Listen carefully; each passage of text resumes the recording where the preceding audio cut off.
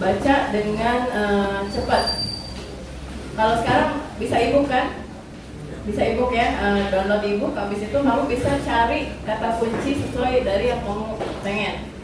Ya, itu satu cara membaca. Jadi langsung to the point. Bisa juga kamu baca semuanya tapi skip, jadi nggak baca kata per kata ya. Tapi ala-ala kayak ada orang lagi main ski di buku kamu, ngerti ya? Jadi bacanya kayak gitu. Itu nggak akan miss kok. Itu pasti tetap kebaca itu.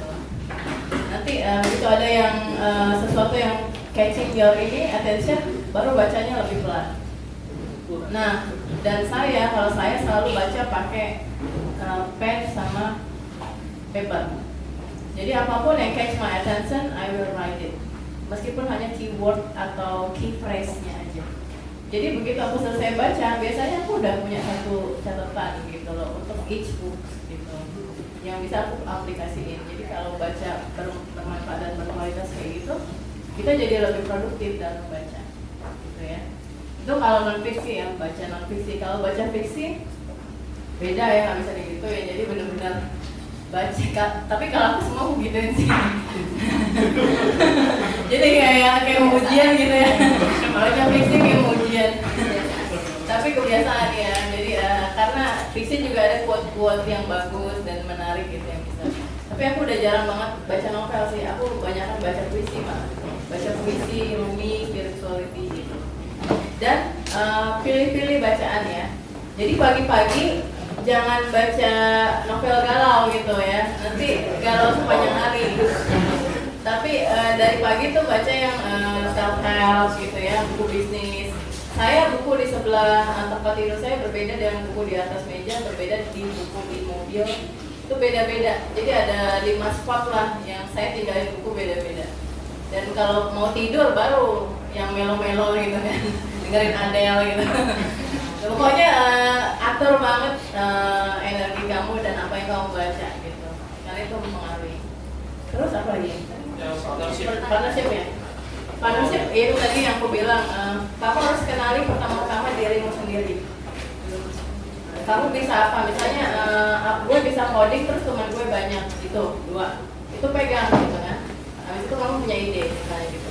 Nah ada teman kamu lagi yang lain dia pintar desain, terus dia pintar dia punya operasional tadi ya, bisa printing, bisa admin lah gitu. Udah kamu temuin dia, terus kamu bisa pitching ide kamu sama dia gitu ya. Kita partneran yuk, gue bisa ini, lo bisa ini, kita bisa begini dan kita bisa sukses bareng, punya duit bareng gitu kan. Begitu dia oke, langsung kalian bikin perjanjiannya. Perjanjiannya gue ngapain, lo ngapain gitu kan. Dan apa yang terjadi kalau kita nggak berjalan sesuai dengan rencana, itu udah diatur dari depan dengan sangat clear gitu. Jangan jangan cincai-cincai ya, alam udah ntar aja gitu, bisnis juga belum gitu kan.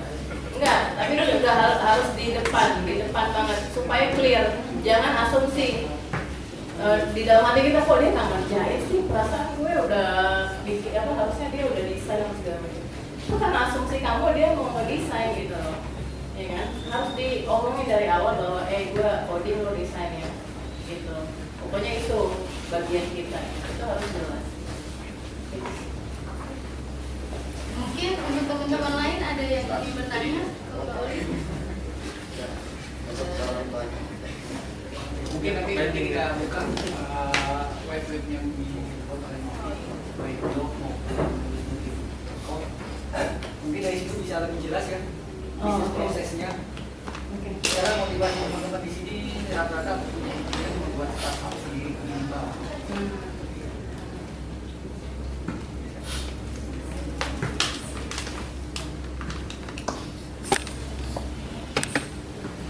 Terutama teman-teman yang perempuan mungkin mau bertanya.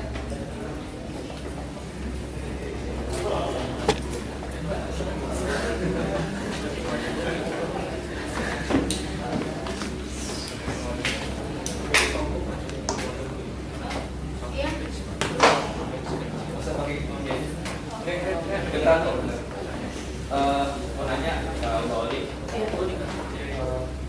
pendanaan awal dari tulis buku kayak tadi kan launchingnya di menghadirkan 99 penulis gitu kan, itu kan perlu biaya gitu kan. Terus ketika buku itu termasuk printnya yang lain-lain, so, operasional yang lain-lain itu kan perlu modal. Nah, dari mana ketika tulis buku itu dibuat, modalnya dari mana? Oke, thank you. Untuk website-website untuk pendanaan ya, kita nggak pernah dana pakai uang investor yet sekarang. Jadi itu semuanya bootstrapping dalam artian kita pakai uang sendiri. Dan itu juga nggak besar sih, malahan hampir nggak ada. Karena apa? Karena kita cari cara biar kita nggak bayar gitu. Jadi benar-benar apa ya, strategi. Jadi misal kita launchingnya di Gelora Bung Karno di atas panggung utama waktu itu. Yang bayarin bukan kita, tapi sponsor. Terus habis itu 99 orang itu bukan penulis, itu penulis baru ya. Jadi mereka datang sendiri gitu loh. Kita nggak bayar juga. Ya kan, karena itu adalah hasil dari campaign sosial media kita gitu. Mereka senang dong mau launching buku bareng-bareng gitu kan. Itu aja mereka udah senang, nggak perlu dibayar gitu. Nah, terus juga marketing pakai sosial media which is free, only di internet aja kan ya. Server dan lain-lain juga almost free karena kita udah punya dari awal gitu. Ya kan, karena kita memang udah punya gitu loh dari awal, jadi untuk nulis buku hampir free gitu. Terus apa lagi ya? Jadi pendanaan sendiri. Kalau misalnya kita butuh kecil-kecil, uangnya itu juga hasil dari kita nabung dulu sendiri, benar-benar sendiri. Dan kalau misalnya nggak bisa dikasih uang pakai uang sendiri, ya berarti kita akalin pakai sponsor, pakai macam-macam ya. Angel investor tuh benar-benar orang yang percaya sama kita. Terserah lu mau ngapain deh, gue bayarin gitu. Itu angel investor biasanya kayak gitu. Itu mami, papi itu gitu ya, angel investor gitu. Bude gitu, itu angel investor tuh. Banyak banget yang, tapi modalnya sekarang adalah diri kamu sendiri. Kalian tuh cukup percaya diri atau cukup ini nggak sih buat dikasih investasi sama orang gitu, dikasih duit sama orang gitu ya. Jadi kamu cukup positif enough nggak sih buat di invest gitu. Aku mau coba lihat ini mas, aku mungkin ada beberapa ini. Bentar ya, dicabut dulu aja nih, biar kamu mulai.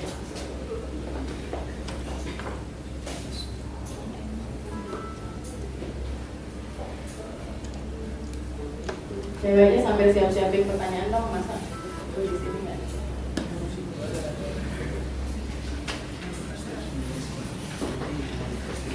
Yang cewek-ceweknya anak IT semua ya? Di sini? Iya. Mayoritas. Banyak juga ya?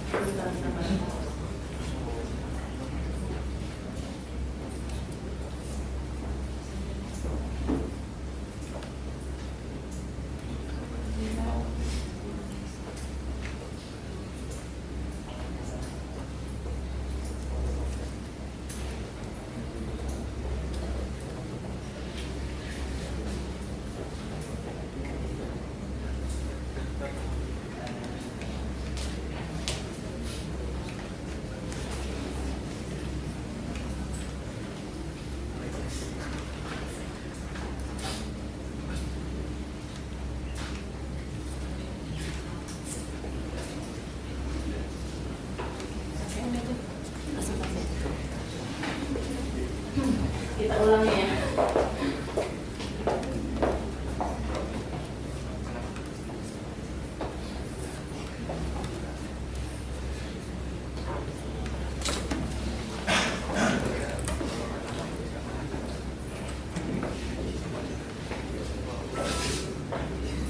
Oke.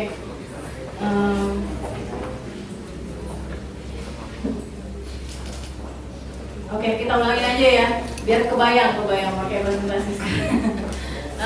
Ini adalah bukuku yang nomor 26 tadi yang aku ceritain, judulnya Girls and Tech. Jadi gimana caranya biar cewek-cewek lebih pengen lah terjun di kerja benar-benar di dunia IT. Jadi nggak cuma jadi admin, nggak cuma jadi ini kerja di Cisco sih, tapi admin misalnya gitu kan. Jangan, kalau bisa yang benar-benar networkingnya gitu. Nggak ada ya. Oke, ini gue, follow me ya. That's Salsabila. Next lagi. Oke, ini aku di Kompas. Aku pernah di feature di Kompas, profile menggunakan teknologi buat tulis. Next. Ini pernah jadi cover majalah Candy bareng teman-teman di dunia kreatif lainnya. Next.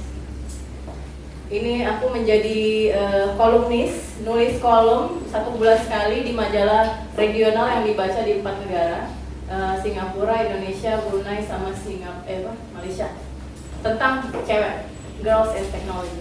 Next. Ini April kemarin aku dapat dari Kominfo Inspiring Woman in ICT, jadi Kartini Next Generation Award. Next.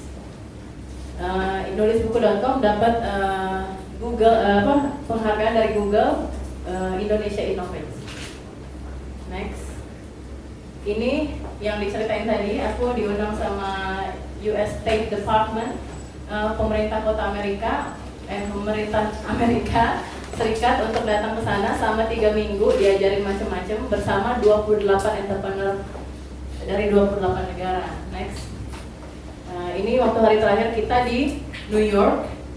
Di New York kita itu ada mas-mas yang di TV itu karena lagi ada government shutdown, jadi dia nggak ke kantor. Ingat ya, US government shutdown kemarin, jadi dia nggak ke kantor, dia dari rumah aja pakai video karena gajinya nggak dibayar, dia nggak mau kantor. Lucu. Terus ini waktu aku ke Nike office headquarter, jadi Nike itu headquarternya di Oregon. Kita ke sana, bener-bener keren ya, kantornya itu udah kayak gym. Jadi di mana-mana orang kerja nggak pakai sepatu yang bener gitu, tapi sepatunya Nike, terus pakai jadi udah kayak di gym, pakai training. Habis itu di dalam kantor ada kolam renang seukuran Olimpik ya. Jadi itu keren banget.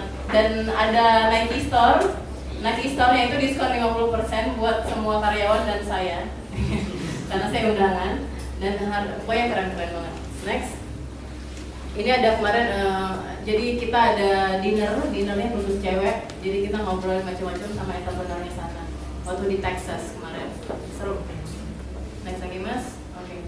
Me and Technology, ini yang aku cerita tadi ya. Ya, ini berawal dari MIRC semuanya. Gitu. Jadi kalau suka chatting diterusin aja, nggak apa-apa, kemungkinan bisa berujung manis. Ini teman-temanku di waktu kuliah dulu, semuanya geeks dan pinter-pinternya luar biasa, intimidating. Jadi mereka itu kalau ditanya, bahasa mesin apa sih definisinya? Mereka pasti bilang, lihat aja tuh halaman 53 gitu. Jadi mereka tuh pinter-pinternya kayak gitu ya. Pokoknya mereka lah yang bukan gue. Jadi istilahnya jadi paling bego deh di antara mereka. Tapi gara-gara mereka juga, saya jadi nggak takut berada di sini, ngerti ya? Tadi aku nanya, kamu teman kamu ya? Tadi temannya dia cewek, ada yang nggak mau kesini katanya. Ntar gue cewek sendiri, gitu. Takut. Tapi karena aku udah 4 tahun sama orang-orang kayak begini, gitu. Jadinya terbiasa gitu loh, nggak takut berada di dunia IT yang 80% cowok. Next. Ini adalah mentor aku pertama kali, bos aku yang pertama, Pak Mark namanya. Pak Mark itu dosen, sekaligus juga bos aku dulu. Pak Mark ini ngajarin, dia bilang waktu itu aku kan sangat nggak pede ya, kalau dibandingkan yang lain cara codingku berbeda gitu dengan cowok. Jadi kalau cowok mungkin dari nol, kalau coding kalau aku nggak kayak gitu. Aku ngelihat hasil akhirnya dulu, habis itu banyak deh metodenya berbeda sekali gitu. Terus Pak Mark bilang ya udah itu memang gaya lo ya nggak apa-apa gitu. Emang kayak misalnya lo kayak gitu ya udah. Dan aku baru pelajari bahwa cewek itu cara codingnya beda sama cowok. Dan itu memang nggak apa-apa. bukan kita aneh tuh kita bego. Kalau aku bilangnya dumb coding ya, dumb coding gitu. Jadi nggak bikin dari nol, tapi benar-benar menganalisa punya orang kayak gimana, baru kita masak sesuai dengan yang kita mau gitu. Kalau terus next, ini my team dulu di waktu kerja. Next lagi. Nah terus aku mulai ngeblog. Ternyata blogging itu penting buat seorang coder juga. Karena apa? Bisa nginget kemarin salahnya di mana ya. Terus kita tulis pemecahannya. Besok kalau kita menemukan masalah yang sama, kita bisa nyari lagi di blog kita sendiri. Dengan blog ini aku juga udah sangat berhasil jadinya ya, menurut aku membangun my personal branding gitu. Bahwa Oli itu siapa sih? Kaitannya sama siapa? Kaitannya sama apa? Jadi kalau sekarang kamu misalnya mau mengaitkan buku, nulis, dan teknologi, ya bisa masuk ke personal branding aku ini. Next. Ini buku pertama aku, novel, sama sekali nggak ada hubungannya sama IT. Jadi benar-benar otak kanan otak kiri ya, berjalan. Next. Nah itu tadi ya aku cerita, aku suka baca. Next. Ini adalah my first business ever, kutu-kutu-buku.com. Sebelum ini aku nggak punya bisnis sama sekali, dan keluargaku semuanya adalah guru dan pegawai negeri sipil ya, kerja sama pemerintah. Jadi pada saat aku memutuskan, waktu itu aku udah kerja 22,5 tahun, terus aku bilang sama papaku, mau resign gitu kan. Pak, aku mau resign dong. Nanya, bilang ke ortu ya, boleh nggak gitu. Terus bokap gue bilang, emang lu mau ngapain? Mau buka toko buku online gitu. Kebayang ya tahun 2007 ngomong kayak gitu ke orang tua, internet juga masih dikit yang pakai gitu kan, masih lambat gitu. Berapa Kbps? Nah, ya itu ortu juga apaan tuh gitu loh, makhluk apa gitu, emang lu bisa makan gitu. Ya nggak tahu sih gitu bisa makan apa enggak, tapi gue pengen resign aja gitu kan. Akhirnya tetap dijalanin, dan alhamdulillah karena macam-macam ya, karena media juga mereka ngeliat kan cewek ngerjain teknologi itu jarang. Akhirnya nama aku juga lumayan, dan my business lumayan naik gitu. Nah, buku-bukuku berkembang karena aku udah resign, aku punya waktu dong buat nulis. Setahun bisa 3-5 buku aku tulis gitu. Macam-macam banget, macam-macam. Next. Oh ya, aku juga nulis buku how to ya. Balik dulu lagi mas. Sorry. Aku nulis buku how to juga gara-gara aku anak IT, penerbitku bilang, lu ngapain nulis novel, kenapa nggak nulis buku komputer aja? Terus gue baru ingat, oh iya benar juga. Akhirnya aku nulis buku how to, buku gimana bikin toko online, bikin ini, bikin itu laris banget. Gue kasih tahu, laris banget. Itu artinya apa? It's a lot of money. Jadi royalti dari buku itu masuk tiap 6 bulan ya. Aku sampai nggak tahu lagi ini duit datangnya dari mana, karena masuk sendiri, ngerti ya? Jadi udah asik aja gitu. Ini passive income. Next. Nah terus karena aku cerita tadi ya, buku ke-16 mentok gitu. Kenapa ya? Gue udah bikin 15 buku bagus sama lo, kenapa buku ke-16 gue ditolak? Ternyata tuh strictly adalah karena kebijakan dia masalah penjualan. Jadi nggak sesuai dengan idealismenya dia gitu. Ya udah, padahal bukuku aku pikir bagus gitu. Akhirnya bikin di platform, tulisbuku.com. Di sini kalau kelihatan ya, jadi buku-buku yang baru diterbitin, yang baru diupload dan disetujui sama admin kita. Nanti kalau ada yang beli, next lagi mas. Oke. Baik lagi, sorry. Jadi ini kalau ada yang beli nanti baru kayak aku cerita tadi, di frame dan dikirim pada yang beli. Kalian yang nulis dapat royalti. Itu sama. Jadi royaltinya split sama nulis buku. Jadi bisnis modelku adalah royalti juga. Gitu. Next. Akhirnya aku lanjutin bisnis web houseku yang waktu SMA itu. Aku lanjutin sebagai web house beneran sekarang di tokusolution.com. Kita fokusnya di e-commerce dan apps juga sama games. Next. Oke, ya, ini kemarin ngomongin kenapa cewek ya. Because we can, because cewek bisa. Jadi ini aku diundang ke Bahrain waktu itu. Ngapain kira-kira? Ngomong sama cewek-cewek Bahrain ya. Jadi cewek-cewek Bahrain itu kayaknya minta ampun. Banyak duit gitu ya. Iya banyak, duitnya banyak, tapi sekolah nggak perlu bayar, sakit nggak perlu bayar ya rumah sakitnya karena pemerintahnya kaya banget. Jadi mereka bisa sekolah PS2, S3 gitu di luar negeri itu balik lagi. Begitu balik lagi ke Bahrain, apa yang mereka lakuin? Nunggu kawin doang ya. Jadi mereka nggak ada semangat buat ngapa-ngapain. Karena apa? Mereka mampu kok, banyak duit, tinggal shopping juga sama aja, maksudnya nggak mempengaruhi keuangan mereka sama sekali gitu kan. Nah akhirnya aku diundang sama sebuah organisasi namanya Discover Islam. Jadi mereka bilang, Li kasih tau dong sama cewek-cewek itu buat ngapain gitu kan.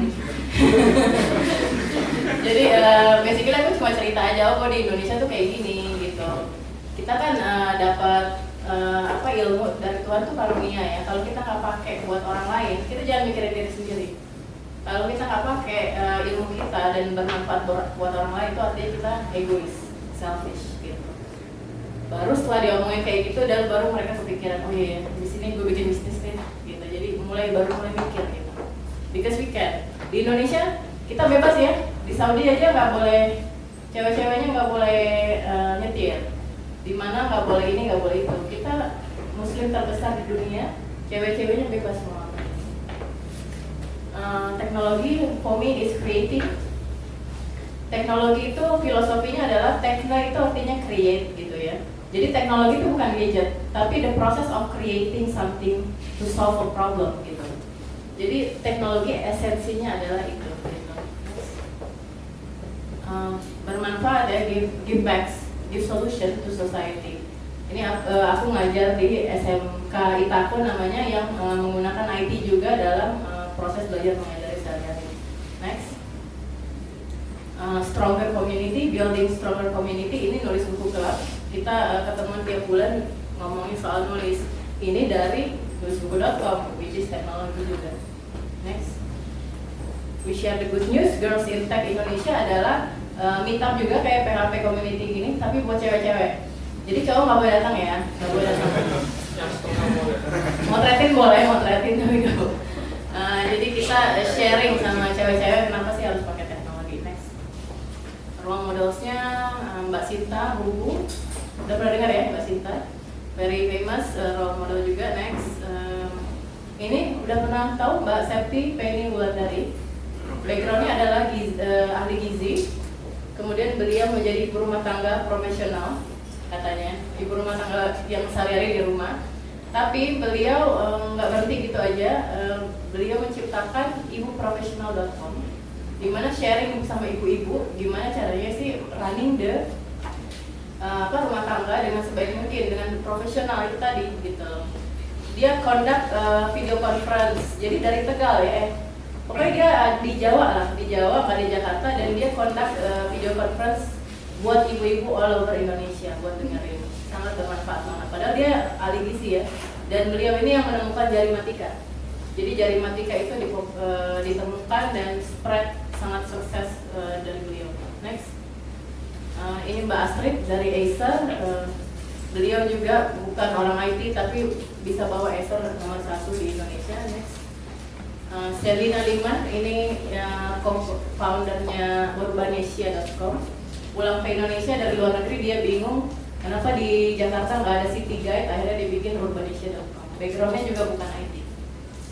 Anantia ini yang punya Think Web, salah satu digital agency yang sukses. Juga backgroundnya bukan IT, PR gitu ya. Yang punya hijab.com, dia Ajeng Lestari.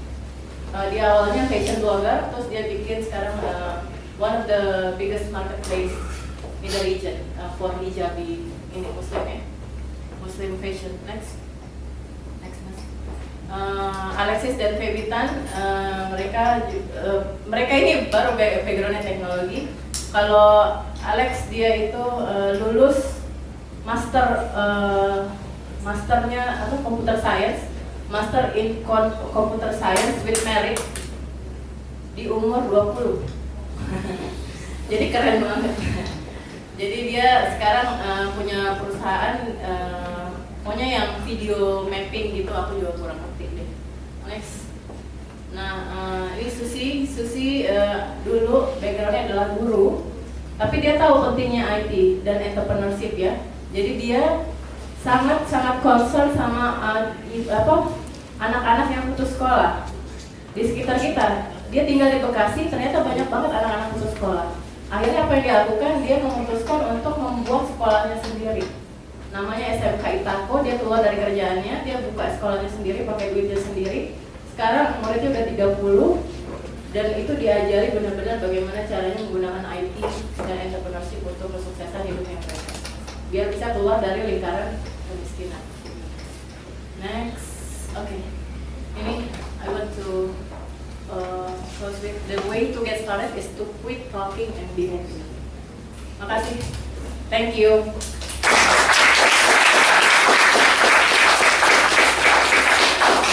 Ada pertanyaan lagi kali ya? Iya, mungkin ada yang mau bertanya. Cewek deh, cewek masa sih? Gak ada.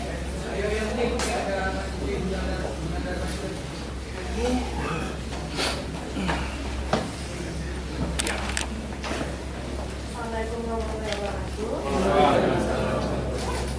Saya Ami dari perwakilan PHP Indonesia di bagian Padang.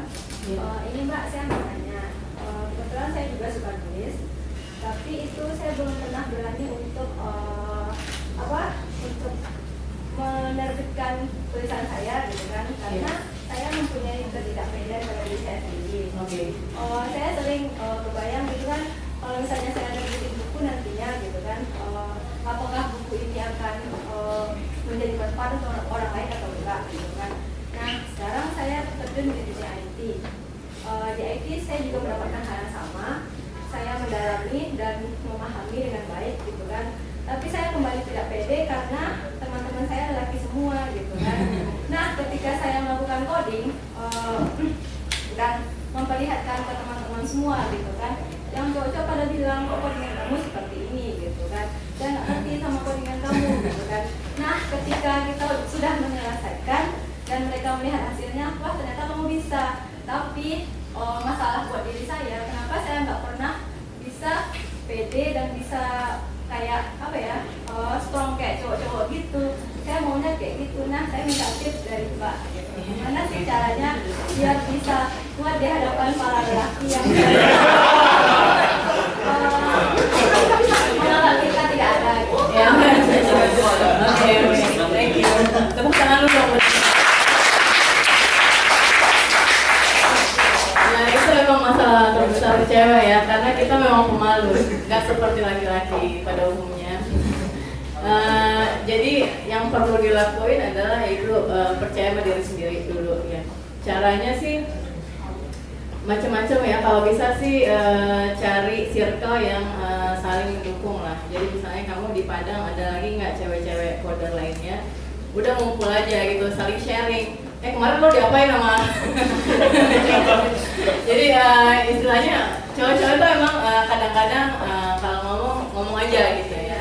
Karena mereka emang suka bercanda gitu. Ini anggap aja gak ada cowok ya.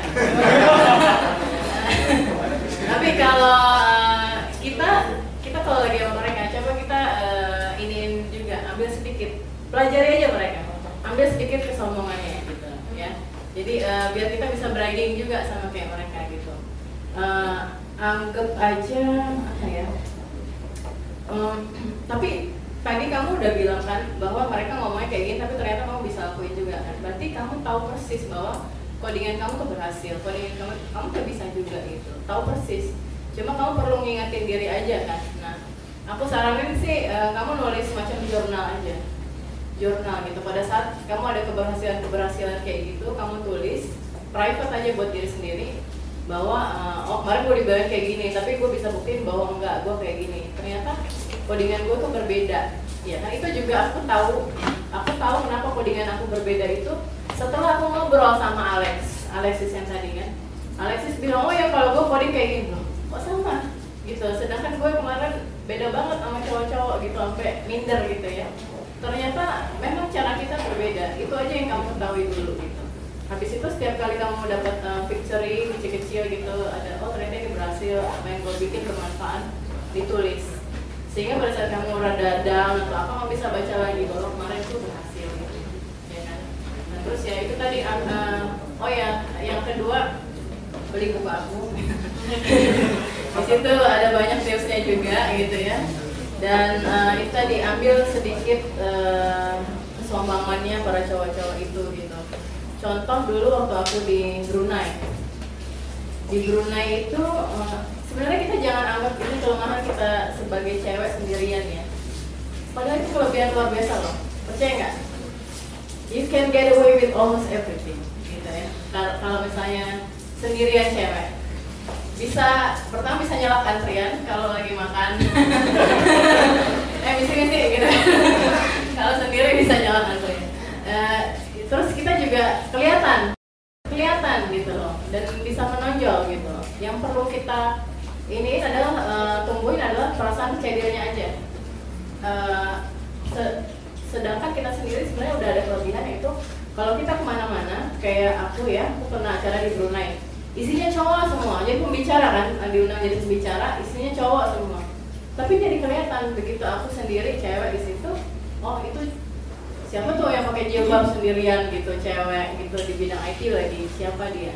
Orang pengen tahu, jadinya cowok-cowok juga pada nanyain lo siapa sih atau segala macam, itu jadi lebih ingat dia gitu loh, ya kan?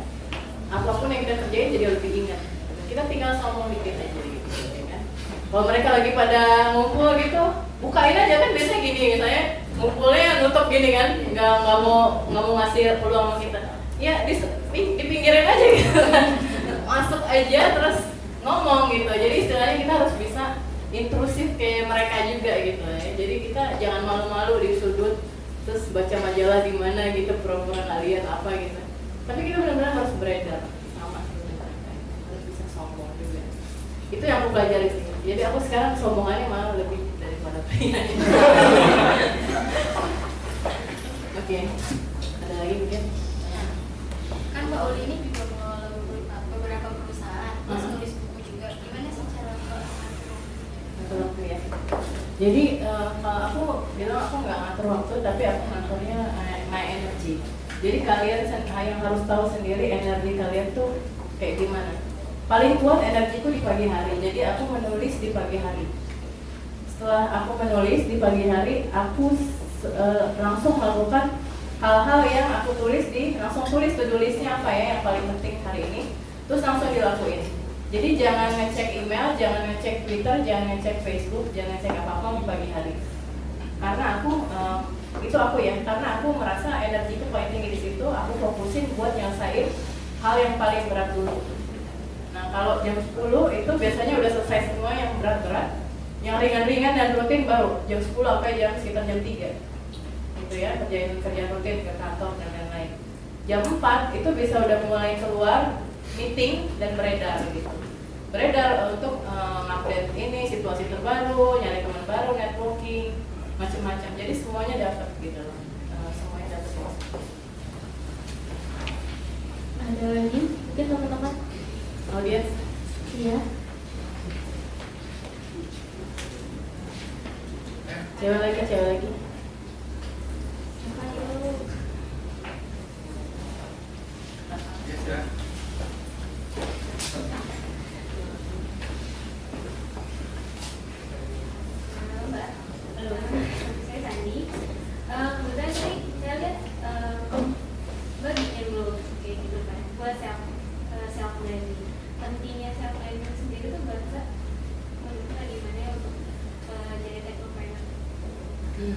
Oke. Kamu punya blog? punya cuman tapi nggak update. Buat tugas Nggak update sih. Ya, oke. Jadi blog itu pentingnya apa sih? Penting banget. Pertama, dengan blog itu, jadi blog saya evolusinya gini. Pertama adalah dimulai waktu aku kuliah itu sebagai jurnal. Jurnal itu apa?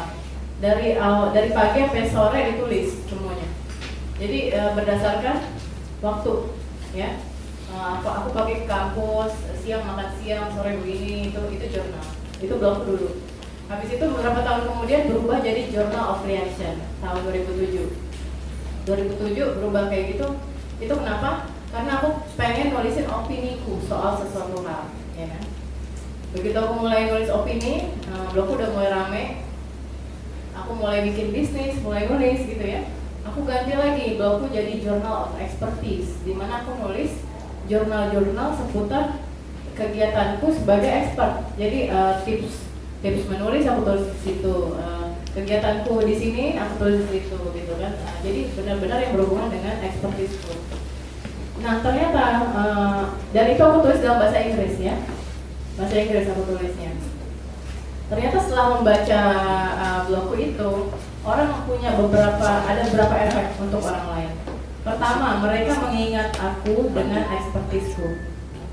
Ya. Jadi pada saat mereka membutuhkan jasa atau membutuhkan aku in that expertise, they will remember me. Yang kedua, because I'm a blogger, I'm there gitu kan, they trust me, ya kan? Sedangkan trust is the biggest currency saat ini. Orang mau berbisnis, mau berpartner dan lain-lain, dan kamu butuhnya trust atau rasa percaya. Jadi mereka nggak akan beli apapun dari kamu, bekerja sama dan lain-lain kalau mereka nggak percaya kamu dulu. Kalau mereka bisa baca apa yang kegiatan kamu apa aja, mereka baru bisa build kepercayaan mereka dari situ. Makanya aku bilang penting banget. Yang ketiga, karena mereka tahu my expertise dan lain-lain, jadi mereka gara-gara itu sih aku banyak diundang di dalam maupun luar negeri untuk sharing, gitu kan, untuk yang kasih tahu tentang Indonesia, tentang my expertise. Diundang jadi kayak baru-baru ini diundang jadi salah satu boardnya Crowdsourcing Week di Singapura, diundang jadi penulis di majalah yang tadi aku bilang regional 4 negara, diundang sama pokoknya jadinya banyak banget undangan macam-macam yang yang memperkuat expertise aku dan juga memperkuat personal branding aku gitu.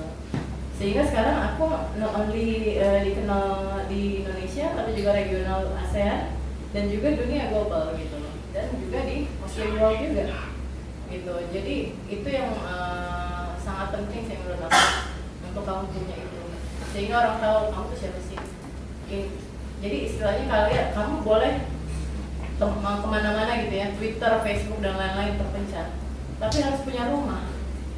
Rumahnya apa sih? Yang satu tempat di mana orang bisa melihat diri kamu secara utuh di situ. Jadi nggak mencar-mencar. Orang juga nggak punya waktu ya buat stalking kamu gitu. Kamu di mana? Tapi ada tempat satu yang jelas buat itu. LinkedIn juga harus punya LinkedIn. Ada lagi yang mau nanya? Udah nggak ada lagi? Mumpung dekat dan gratis. Masih ada lagi ya? Gitu. Pertanyaan terakhir ya. Saya Kurnia Mbak, mungkin ini aja kali, apa namanya, mungkin kan Mbak udah sukses gitu. Jadi mungkin misalkan nanti saya pulang ke kampung gitu ya, atau mungkin ke kampus saya dulu gitu. Kira-kira ada nggak sih maksudnya semacam kayak ya mungkin inkubator atau mungkin pelatihan buat cewek misalnya biar lebih tahu melek soal IT itu gimana gitu, atau mungkin Mbak punya referensi misalkan, oh saya punya nih organisasi mahasiswa di kampung saya misalkan kayak gitu ya, di Solo misalkan. Nah mereka pengen ada juga misalkan 1-2 cewek yang pengen berkembang, cuma mereka nggak tahu referensinya kemana gitu. Mungkin Mbak bisa kasih saran gitu, kira-kira mereka harus lari kemana? Ya, thank you. Memang ada tricky ya. Jadi untuk di daerah-daerah, kalau di Jakarta sendiri, itu tadi aku punya organisasi namanya Girls in Tech Indonesia. Bisa ada Twitter kita, ada website kita juga. Kalau kita ketemuan juga, sometimes gitu kita ada waktu-waktu ketemuannya. Bisa join di situ, itu free gitu kan. Tapi di daerah mungkin belum ada, dan nggak apa-apa kalau mau dimulai sendiri. Ada banyak sekali sih. Ini Google punya female dev ya kan. Terus di Bandung ada juga Girls Who Code kalau nggak salah ya. Jadi itu tinggal dicari aja. Nanti di buku aku juga ada. Tetap sama cari di Gramet atau di Google. Jadi di buku aku ada tulis komunitas-komunitas cewek yang bisa digabungi di Indonesia, atau kalau mau bikin sendiri juga nggak apa-apa. Jadi istilahnya nggak ada yang cocok nih, nggak ada yang cocok platformnya, bikin sendiri aja, nggak apa-apa.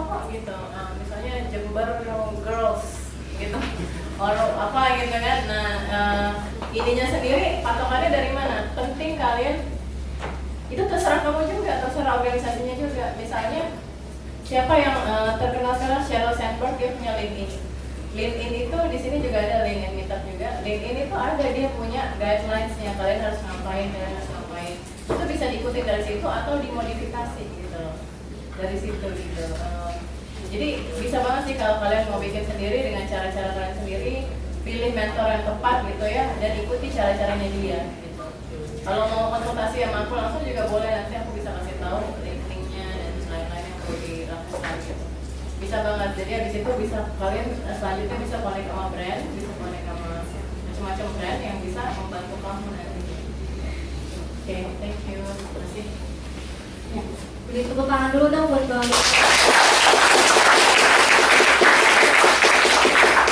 Ya, berhubung waktu sudah habis, jadi untuk segmen sekarang sekian dulu. Teman saya akan menyimpulkan satu hal. Dari bincang-bincang ini yang kita dapat kami simpulkan, wanita aja bisa seperti ini, kenapa buat para lelaki?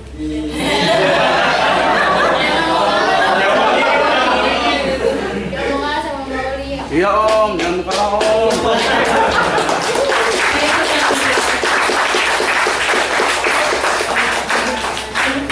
Cukup sekian, terima kasih. Thank you. Atas kehadirannya.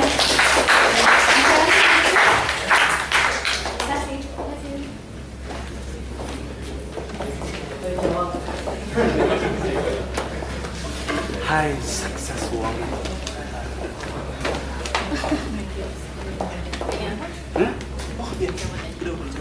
Baik, kami dari PHP Indonesia mengucapkan banyak terima kasih kepada Mbak Aulia Halimah tadi yang sudah sharing ya. Begitu juga kesimpulan yang sangat filosofis. Kalau perempuan aja bisa, kenapa kalian nggak bisa? Let's move on kan gitu. Tadi ada yang tanya, saya biasa menulis gimana cara kerjanya. Kalau teman-teman yang cowok biasa gini mbak, saya biasa nulis status, itu gimana cara ada status galau, ada status kainan, proyeknya, macam-macam lah. Itu bisa nggak jadi buku kan kira-kira gitu ya. Oke, untuk berikutnya mungkin kita akan coba share tentang bagaimana mengemas produk layanan website dengan harga yang saya bilang layak ya, bukannya high price karena saya pikir itu tidak high price, tapi dengan harga yang layak. Mungkin kebetulan ini ada satu case, beberapa case yang sudah mereka lakukan, mereka jalani, dan ternyata memang setelah mereka paparan ini saya ya, ini layak untuk di-share kepada teman-teman. Karena mungkin banyak teman-teman yang belum tahu bagaimana sih cara mengemas satu produk layanan website. Simpel aja. Saya bilang coba apa yang paling simpel, company profile. Company profile kan sangat simpel, tapi mereka mampu mengemas dengan website. Mungkin karena mereka juga selain berbicara, terpaksa saya tarik jadi volunteer ya, untuk akibatnya mereka jadi ambulan dulu kayak gini.